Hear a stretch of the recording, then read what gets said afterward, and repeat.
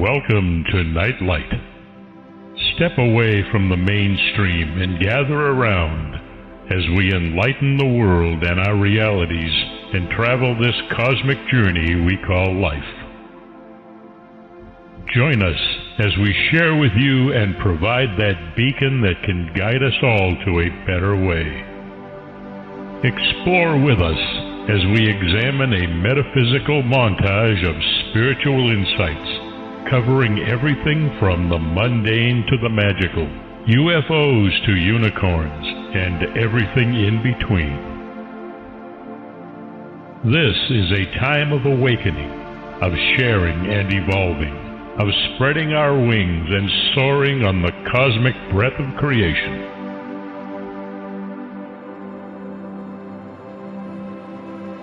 Come and join with other like-minded spirits as we weave our lights together to seek understanding, enlightenment, and with a little luck, some wisdom.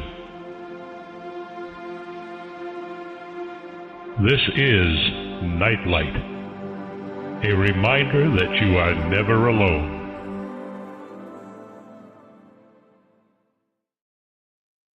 Welcome, everybody. I'm really glad you could join me today. It's daytime. We have a fascinating book we're going to be talking about, and long before Nostradamus, there was Merlin, and I've always been fascinated with him. I've always fantasized now and then about him, and after reading this book, it's quite a profound topic. We have the opportunity to really dig in and learn a great deal about Merlin. A little bit about the book. It presents the first English translation of the Prophecies of Merlin, a French text from 1498 that shares forgotten stories of early Arthurian literature and magic. It tells of Merlin's birth as the son of a demon and how he was born able to speak, and details of his affairs with the Lady of the Lake and a lot more. He was quite a man. He was a legend in his own time, for sure. John Matthews has co-authored this book with Maarten Haverkamp, and John has authored over 100 books, including the Grail Quest for Eternal Life and the Encyclopedia of Celtic Wisdom. He's a foremost expert in Arthurian legends and esoteric wisdom of the Celtic tradition, and he teaches and lectures around the world. Maarten, who is not with us today because he's in another realm, but we'll try to channel him a little bit, acquired a French book from 1498 entitled Prophecies of Merlin that claimed to be prophecies given by the legendary magician. The book was really a compilation of documents collected by an unknown 13th century monk. And working with John Matthews, they spent 5 years translating the mysteries hidden in this obscure book. It sheds incredible light on a lot of the Merlin legends, and it goes into more of him as a person as well. It was a joy to read. My eyebrows, went up a lot, and we'll be talking about that too. So welcome to the show, John. You're here someplace. There you are. Hi there. Very glad to be here. So you start out the book with, there was more than one Merlin. Yes, I mean, there are several. First of all, there is a more ancient Celtic being called Merlin Wilt, which means Merlin the Wild, who was a kind of inspired madman who wandered about in the woods, talking to animals, telling stories about his life, and generally being very unusual indeed. And then later on, after that, he also left a whole collection of poems, by the way, some of which are included in the book, which were attributed to him. Whether he really wrote them or not, we don't know. But after about the 12th century onwards, a book appeared called The Life of Merlin, Vita Merlini, by Geoffrey of Monmouth.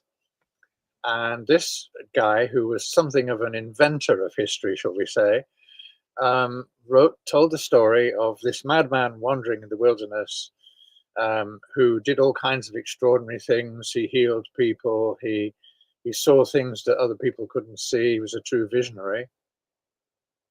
And out of that beginning came the whole idea of Merlin as a kind of wizard, an enchanter, a sorcerer, whatever you want, whatever term you want to use, so that he was no longer this wild madman wandering about talking to animals. Now he was the archetypal traditional wizard, the Gandalf of his day, if you like. Yeah. There are a lot of parallels between the figure of Gandalf and the figure of Merlin. It all grew out of that, really. And people saw him and thought of him as a resource for wisdom. And inevitably, because of that, prophecies began to appear. Now, we know that most of these were written down at the time they were published, and they usually referred to events that had just happened. So basically, the writers of these got hold of these ideas and then said, Merlin saw all this hundreds of years ago. Isn't he clever? Yeah. But they were just copying down stuff that had already happened. So although this book that Maarten found is called The Prophecies of Merlin, in fact, it has much more about Merlin as a character and much more of material from the Arthurian legends that we often don't hear about. In fact, some that after 60 years of studying it, I hadn't heard about. Wow. And so it was a revelation. It was an absolute revelation. And maybe I should sit. Well, one of the revelations for me was he was a randy old man. He would have fit right into today, to be perfectly honest. He would. Because he traded magic lessons for virginity. Yep. Well, I mean, it's not what you expect, is it, somehow? No. And it was just for virginity. It appeared that once they were not a virgin any longer, he didn't care. Just lost interest and moved on to the next one.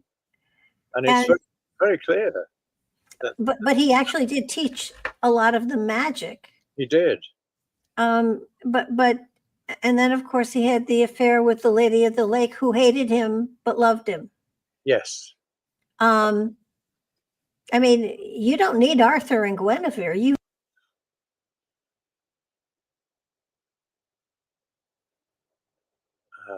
frozen. Going to that time zone, there was more about ladies here and ladies there and ladies who needed, knights to rescue them. But it never occurred to me that there would have been so much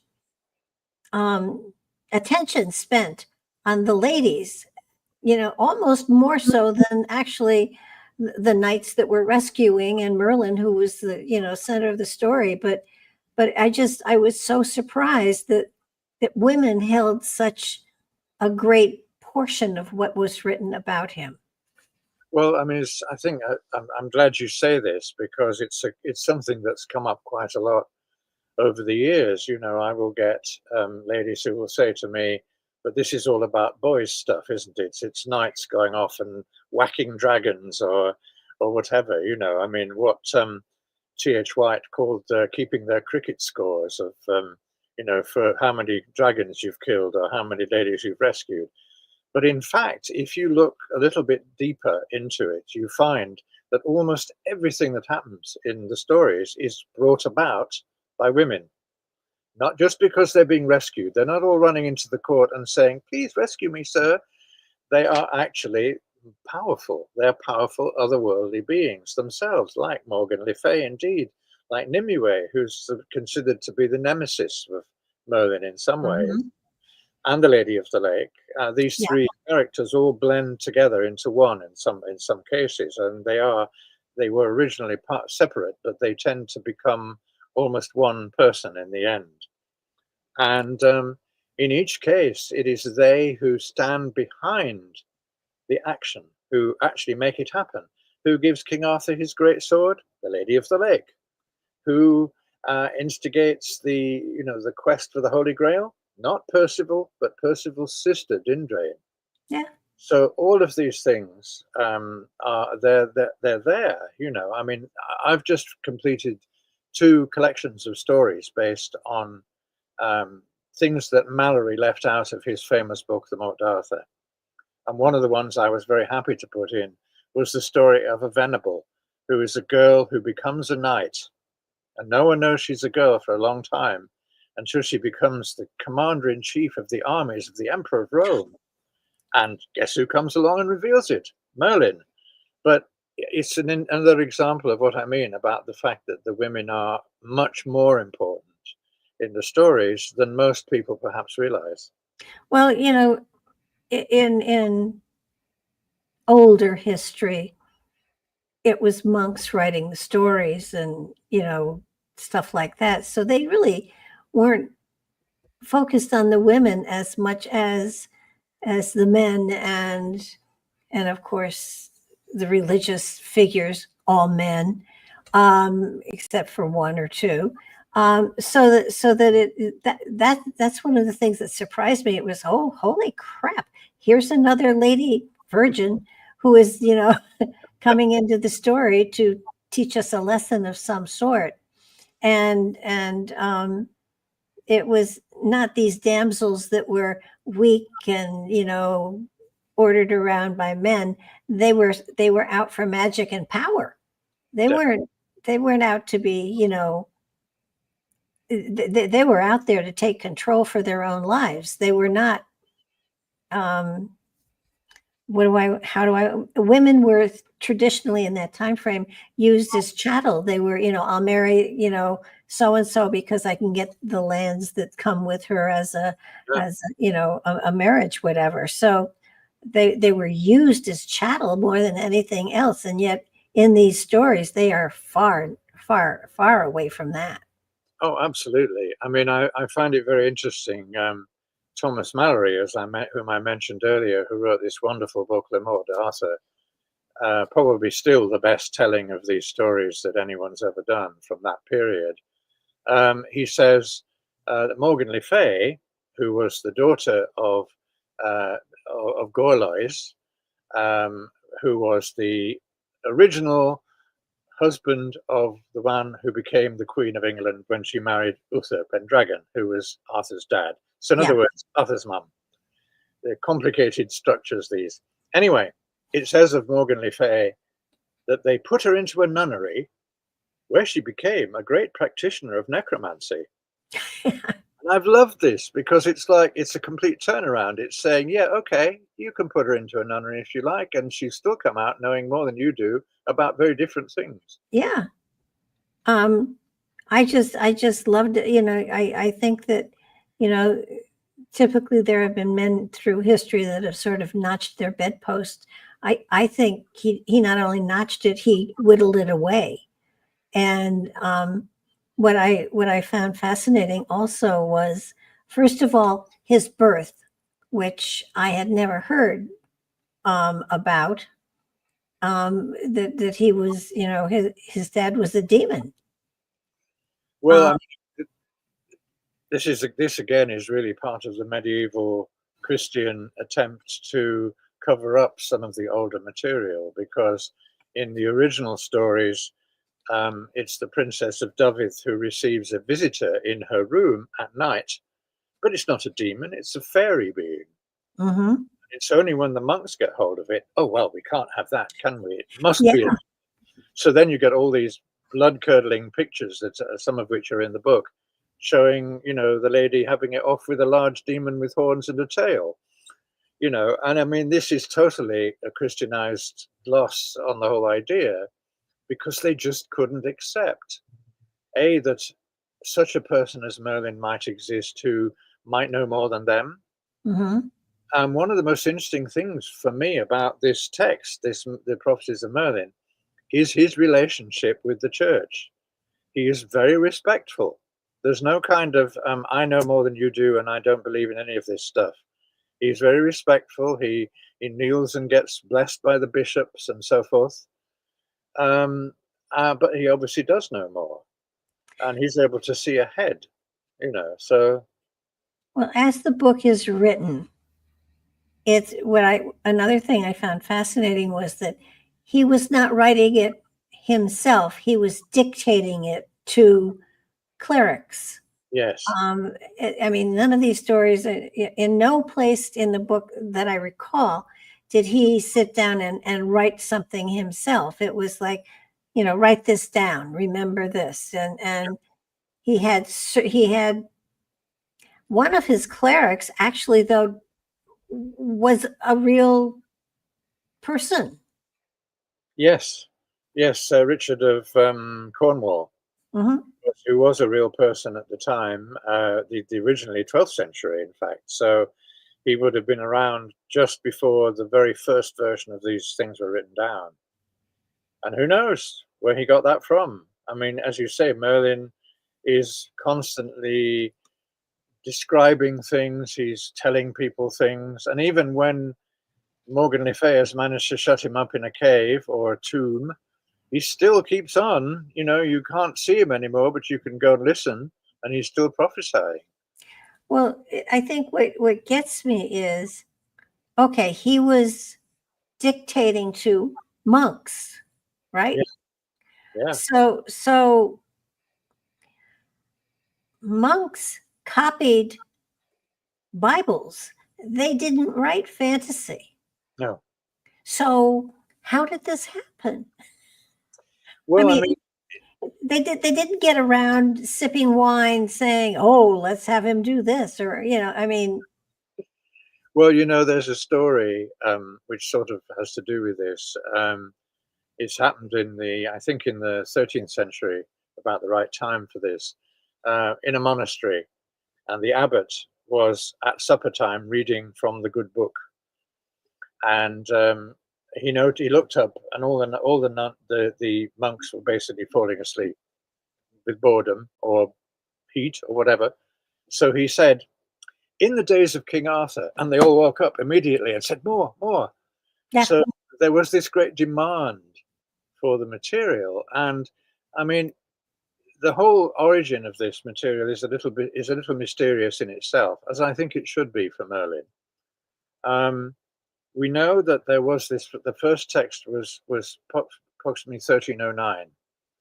That was compiled, and this was mostly Maarten's research, that he felt that it was one of the monks from a convent in the monastery on an island in the lagoon at Venice. And I know that's there because I've actually visited the particular place, and they do have an amazing library still of medieval texts. So it's possible that he found this and felt, for whatever reason, this is so exciting, I can't help myself, I've got to write about it. I'm sure he didn't have the abbot's permission or anything like that. He probably did it in his spare time. We don't know. But as he went, obviously he had access to other manuscripts that dealt with the Arthurian legends. These were often collected in monasteries. Don't ask me why, but they were. And he had access to some that have since disappeared. So this is what made the text so exciting for Maarten and myself, was that there were stories in here that we'd never seen anywhere else. Stories. Could it be that they were trying to give a new spin on parables? It could be. I mean, again, there's a lot of references to Christian mythology, and I'm not talking about, no insult to any Christians listening, I'm not talking about that kind of mythology. Yeah. I'm talking about the stories that we used to illustrate, just as Christ did, to illustrate what he was saying. And in this instance, they're interpreting things in a different way. They're giving us a different view of things. But there's a great deal, for instance, about the Antichrist, this was this figure that was prophesied and believed to be coming at any moment from about Yeah. the 12th to the end of the 14th century, possibly 15th. Still, And still. yeah, and still, indeed. And, you know, no one knew who it was, but a lot of them believed that it might be Frederick II or Frederick I, who was the Holy Roman Emperor, I should say, and who was considered to be such a scandalous person that he must be the Antichrist. So look out, everybody. So there are lots of references in the text, again, to him and to Merlin's warnings against these things that will happen. He does have some very strange prophecies sometimes. We left a few of them in there just to give you a flavor of it. We didn't put everything in. Yeah, I saw that mentioned a couple of times, here's a taste. People didn't want people to rush off and buy it because they thought it was going to be all prophecies and then get disappointed. So, Well, when you say prophecies, first of all, you think of the Bible, then you think of Nostradamus and his quatrains. yeah, And so I was looking for that. And then it occurred to me that, we're talking 1400s. That's probably what we got. I just didn't know I don't have a frame of reference to that time exactly to be able to weave it into what he might have been talking about. I think the other thing, one of the other things, I mean, there were a lot of things that really just absolutely blew me away, which I thought was great. Well, I love your book. There was another book we did on King Arthur, I think. yes, that was the one about the historical Arthur, the early one. Yes, yes. Yes. I loved that book too. But this one, it was really interesting because every now and then I caught a taste of mysticism that I didn't expect.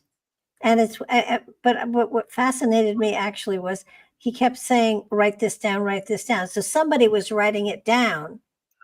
Was he channeling it? Was he, I mean, I'm going with, okay, maybe there was a real Arthur. Maybe he was able to channel information and send information to the different clerics, because clerics wouldn't write fantasy. They just don't. No. So there has to have been a reason for it. So, it's sending me back to looking at the time frame and seeing if I can weave it into, was there a spiritual message here that was trying to be sent that nobody got? What got me was he prophesied that he was going to be killed by his girlfriend. Yes. And she locked him in a tomb, and she used the lock he had taught her so that he couldn't get out. I mean, that was stupid. Yeah. And yet he was able to continue to prophesize, to speak to whoever got close enough to where the tomb was, and continue working as though, that's all right. It's just, I'm lying down here, having nothing else to do. So write this down. I mean, there was no worry. There was no concern. There was I'm stuck for life. I think somebody asked him once, how long will you be able to do this? And, he basically said, well, my body's basically crumbling, but my spirit's still active. So we'll keep going. I mean, it was bizarre. Well, that's kind of one of the details that I love about it, in a way. I mean, if I can try to put it in context a little bit, a lot of this is politically motivated. Because, then as now, there were always the pundits, if you like. Now I suppose we'd call them news people, who wanted to put across their view of something, especially if it involved, some king or emperor or whatever. And so a lot of the prophecies that appeared were very much slanted towards, look at that horrible person there who's the overlord of our country. We should get rid of him because, we could do better. So a lot of them, I mean, from about the 13th century onwards, right through to the 16th and 17th, as long as that, volumes called the Prophecies of Merlin kept being printed. And they were all different, and they were all based on what had just happened. So, it was like they would say, look, Merlin, hundreds of thousands of years ago, wrote this and said this is going to happen. So he must have been very wise. And if he thought that, then we should listen to him. And then I think you'd get the ringer of that would be, Merlin says this, you should get rid of that leader because you don't need him anymore. I'm trying not to think of any parallels here, but there are some, obviously. Yeah. But there was something about the whole way the way this book came about. If I can I just talk about that for a minute? Oh, please do. Yeah. What happened was, I should say, by the way, you kind of referred to it at the beginning, that sadly Maarten Haverkamp has passed on. He contracted a very unpleasant disease called Lou Gehrig's disease, about which very little is known. Yeah. And basically, I was talking to him, and then 4 weeks later, he was gone. Wow. But anyway, he went to Paris to buy a book he collected medieval manuscripts. He was actually a scientist, but he collected medieval manuscripts as a hobby. And he went to Paris to buy a book about Charlemagne. And when he got there, the bookseller said, I'm really sorry, it's gone, but would this interest you? And handed him this volume, The Prophecies of Merlin. So Maarten bought it on the spot, brought it home, started reading it, and then he contacted me. And he said, look, I've got this strange book. What do you think? And he sent me some little bits that he translated. And I immediately got very excited because I could see that this was new in many ways, and new books about art with Arthurian things in from that period, very rare indeed. Yeah. So we set about doing it. But it was almost as though there was a kind of inner compunction somehow for this to come through at this time. And Maarten did an amazing job. He was Dutch, and his English was not his first language, and he was translating medieval French. Oh my gosh. So it was quite extraordinary, really, that he did all this, and then together we worked on putting it all together and trying to make sense of it, because some of it was very strange, as you say. Well, I'm beginning to, part of me is trying really hard to make it real. And because, and my thought was, I wonder if it was just virgins he was interested in, because by taking their virginity, he extended his life. That's a possibility. I mean, I hadn't thought about it in that way, but it's possible, certainly. He could have been doing a kind of sexual vampirism, I suppose, literally sucking the life out of the various ladies in return for his magical teachings. I don't know. I mean, that's the one thing that kept registering with me. It's just virgins he's interested in, and he's old. He's not, polished or anything. He's just really. Is he really? Because this is the thing, you see. If you look at the earlier stories, he actually appears quite frequently as a youth, even a boy in one version, or as a young man. So, and somewhere around, I can't remember now whereabouts this is, but I read this a long time back. He said something like, if I look old, people will listen to me and take notice, because you're old. You must have seen everything. You must know a lot. You must be wise. Yeah. So I think there's that aspect in there too. So he may have actually been rather more handsome and younger and debonair than he appears to be in the stories. We don't know. But he had something, certainly, because he had magic. Yeah, sure, he had magic, yeah. So I mean, first of all, it's unique that he was able to speak from the grave. Yes. Which was not the grave. He was in a cave in a box. Yeah, basically. And So the other unique thing is at 18 months, he had started to prophesize. Yeah. Now, I'm a mother, and I'd like to think my son is really very brilliant, but at 18 months, he was not prophesizing. He was, I know. he just wasn't. It's a great story, isn't it? I mean, there's even a bit somewhere in there that I'm sure you noticed, which says that he wrote a book about the wisdom of children aged 6 months or something like that, Yeah. which he dictated. So he was born with this wisdom, according to this teaching. And I mean, you're a psychic yourself. You know Yes. that some of these things we are born with them, and we don't always want them. And stuff comes through whether you like it or not. That's true. So, That's true. so maybe it was like with Merlin. I'm still trying to make him real. I mean, some of the things that he creates, like the boat that he enchants, that when Arthur was wounded, took him to Avalon. Yeah. But it's used by a virgin to travel, back and forth, and it sails apparently by itself. Yep. That was really cool. But it also, with the Lady of the Lake as well, I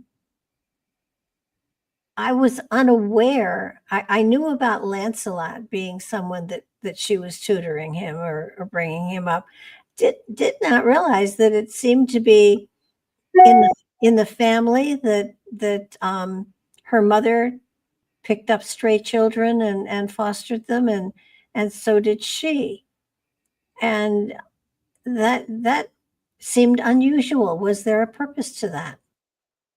Well, I think that if you open this door, you're opening a big door, because one of the things that I have come to believe after many years of looking at all this is that what a lot of these stories show is that there's a kind of, I think using warfare is perhaps too strong a word, but there's a kind of constant stress going on between two levels of understanding in the world. One is the everyday normal, where everything is just as it should be and there's no magic and so on. The other is the kind that you and I are probably more familiar with, and probably many of your listeners are used to as well, that the magic side of things, if you like, the inner side of things. I mean, yes, we can go back far enough when we come across a character called Merlin, who really did live, who was a prince in old Wales, who fought in a battle which made him go mad. And that's why he runs into the forest and lives in the forest and talks to a wolf and a pig, and the trees and so on. And it's like that is historically true as far as we can say about anything from that period. But somewhere along the way, somebody somewhere recognized there was more to it than that, that this person who was called Merlin had a power, had an ability, a visionary quality to be able to see things that other people couldn't. And those happen. And, and so it's from that, I think, it's from that little tiny seed of awareness of who he was and what he was that some of the stories grew. And yes, undoubtedly, some of the stories are mythical and fantasy and so forth. But what they're saying is about the wisdom of this person, and also about his misuse of his powers, which, as we've been saying, were involved in lots of virgins. But it's like behind all that is something more. I think that's what I believe, anyway. Well, when I look at it, as far as biblical stuff goes, you have Josephus that is telling the same story, but he's doing it from a different standpoint. Yep. And here you've got Geoffrey of Cambridge, who is Geoffrey of Monmouth. Geoffrey of Monmouth. Okay, still, but he was real.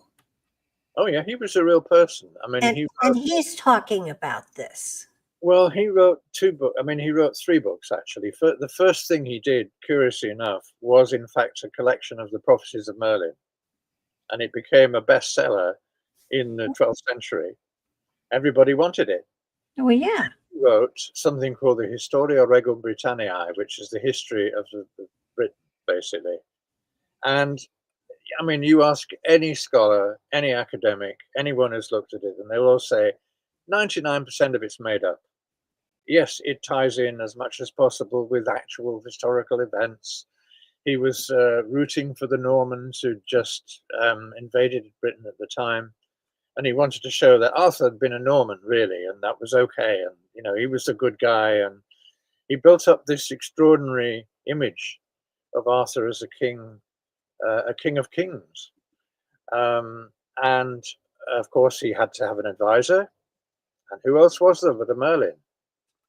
And so, again, he wrote this book, and that also became a bestseller. I mean, there are more copies. And remember, this is the time when every book had to be copied out by hand. Yeah. There are more copies of the Historia Regum Britanniae than there are of many much more worthy books in some ways. And then he went on to do the last one of all, which was the Vita Merlini, the Life of Merlin, which was a poem that he wrote, and that's the one that has all the magic in it. Because we've got Merlin with going out to Avalon and then encountering the 9 sisters, of whom one is Morgan Le Fay and the other is the Lady of the Lake. The 9 goddesses, if you like, who actually rule in Avalon, in the fairyland, if you like, in the fairy world. So it's always, one is always bumping into the other, shall we say. Every time you do one bit, you can't do it. You can only follow the history so far, and then you bump in to the fantastic, to the magical, to the mystical. Well, we have found over time that a lot of things that were thought to be mystical have become reality. The other name that kept popping up was Prester John. Oh yes. Was he real? Well, the debate is still out on this one. I mean, I've spent a lot of time studying that. I'm actually writing a book about him at the moment, among other things. What a surprise. Surprise, surprise. I've studied it for years, find him absolutely fascinating. And in fact, Maarten was also working on a book about Prester John, which unfortunately, obviously he didn't live to finish, but I may be finishing it for him. I don't know yet. But well, okay, Prester John, just to summarize quickly, about the middle of the 13th century, a letter arrived, several letters, actually, copies of the same letter arrived among all the crowned heads of Europe, the emperors and the kings and so forth, and they were all addressed, "My name is Prester John. I am the king of this wonderful kingdom in the Far East." Now, everybody got very excited because this, of course, was the time of the Crusades were coming up. The time when, you know, the Middle Eastern powers were considered to be dangerous and likely to be coming out over us at any moment. And of course, suddenly you had a 5th column. You had the king behind all those powers that had a huge army and ruled over an incredible kingdom, which he describes at great length in his letter, in such a way that you immediately know it's not real, because he talks about all the fantastic beasts, the creatures with 2 heads, you know, the men with eyes and mouths in their chests and this kind of thing, which are all very standard from other medieval work of this kind. But what happened was, when this letter arrived, most of the kings went, "Wow, wonderful! We have an ally out there. Quick, send somebody to go and talk to him and bring him over to our side, and let's, use his power." Well, of course, all of the men that went off looking for him never returned and were never seen again. And a lot of people now think that he didn't exist. I mean, there have been suggestions. There are various Khans from that area. There are various characters who might possibly have been him. But the whole point is in the name, Prester John. Prester means priest king. which again is very unusual for that time. He is a priest and a king. He rules over a magical kingdom. He has great power. He has a big army. What's not to like, you know? So the stories go on. Well, it's also a part of the world where Catholicism isn't big. Yeah, exactly. I mean, the Nestorian church was founded at the time, and that may also have influenced the idea. Thomas, the disciple Thomas, who went out to that area into India and founded a church out there. These had aspects of, obviously were Christian, but were different from the main line, if you like. They were not straight Catholicism or anything else. So Yeah. again, some of that material undoubtedly went into the, I won't say creation, but let's say the assembly of this character, you know. And for years I'd heard, there's a wonderful writer called Charles Williams, one of the famous Inklings group that includes J.R.R. Tolkien and C.S. Lewis. Mm-hmm. Charles Williams wrote a series of occult novels, one of which is called War in Heaven. And it's about the quest for the Grail in the present time. He was writing in the 40s. And in that, a very young Prester John comes along and declares himself to be the guardian of the Grail for our time. I found this absolutely fascinating, and I looked everywhere to try and find a source for this, and I couldn't find anything. So I assumed that Williams had made it up or had heard it from someone else who'd made it up. And then, literally last year, I was working on another book, and I came across a German text called the Younger Ticherel. And in this, it's an enormously long book, about 700,000 words. Oh, geez. And it's all in German, and it's in a dialect of German, which I don't speak. But I managed to find a very good, accurate summary. And I live in Oxford, so I was able to find a couple of students who were willing to have a look at this on my behalf. And what I found was that there is a story. The Grail has been kept in this castle for years and years and years. And now the Crusades are happening. We're in historic time. They're all a bit worried that the Grail is going to get stolen away and misused. So they decide to take it to Accra. And they set off together. I know, strange, isn't it? They tried to set off, they set off on this journey with the Grail, and they get to a crossroads, and they see this extraordinary procession of knights and ladies, and at their head is a marvelous man with a crown rather like the Pope's. And it's Prester John. And he says, so what is this wonderful object that you're carrying? And they tell him all about the Grail. And he says, oh, that's all right. I'll look after that then. And they know instinctively that he is someone they can trust. So they give it to him. And he goes off and he's never seen again. And neither is the Grail in that story. Yeah. But I mean, that's incredible that to me, that thing ties the two things together. And then I found out that A.E. Waite, who was one of the great occultists of the Golden Dawn period, had discovered this in the British Museum while studying the Grail story. And he'd mentioned it in one of his books, which I had forgotten. And obviously Charles Williams had got it from there. So it's so interesting just to chase these little stories down. But Prester John is magical, very powerful.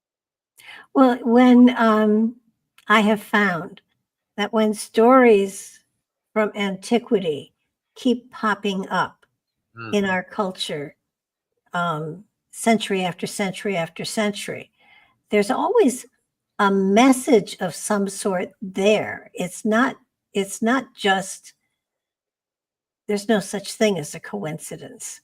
So that you know, there's a reason behind it. There's something behind all of these stories about Merlin that has to have a deeper, more spiritual interpretation to it, because otherwise it wouldn't still be coming into the consciousness of humanity at another time. It just doesn't make sense. I mean, it's a fascinating book. It's intriguing, and it's all sorts of wonderful things. But on top of all of that, there has to be an underlying message for society and humanity, or it wouldn't be coming out again. Yes. Well, I mean, I think that to me that the argument there is that myth and legend, but particularly myth itself in its purest form, has always had messages for us. I mean, that's why myths happened. They came in, from the very earliest times. They were a way that we had of trying to explain the meaning of life, the gods, the whole thing. Yeah. And I think that what we see in the stories of Arthur, the Grail, Merlin, all of these different figures, you are seeing myths from that period. And that doesn't, I mean, that doesn't write them off as being just imaginary, but they are there to teach us something. Well, and if indeed they are myths from centuries even before, it makes great sense. Yeah. I think what I found unusual was that all of the stories were translated to a cleric. You know, I'm sure that there's another style of writing, and it's been done before and whatever, but I found it very unusual. It was write this down, don't forget it, and make sure it's sent to the library to be saved. Yeah. I mean, that was specifics. Make sure it's put with the other prophecies. People are gathering my prophecies. I'm giving you this for a reason. Now, it didn't feel like it was arrogance.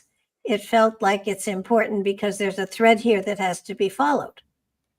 And now I don't know what the thread is, but I know that there's got to be one there. And at some point, somebody is going to take your work and extrapolate from it what the hell it was saying. I mean, it could be saying something about the time. I don't think that prophecies in and of themselves relate to just the time frame they're uttered in. If they keep coming back and back and back, it would apply to the current time frame in some way, shape, or form. I love the way the political maneuvering was, I'll do this if you go on a crusade, or, I'll rescue this lady and whatever, but here's what you have to give me back. And there was honor there, which was kind of fascinating. It's kind of like when you're done, you have to turn yourself over to so-and-so to become a servant for a time frame. And there was, okay. And there was no question. There was no, what if they don't? And, which I found fascinating too. It talks of a time where it may have been rough and it may have been crude, but there was also chivalry and honesty there, even among these. I mean, chivalry. Well, Merlin was not a knight, so there was no chivalry connected to him if he was trading magic for virgins. But he did create the round table, though, built the round table for Arthur.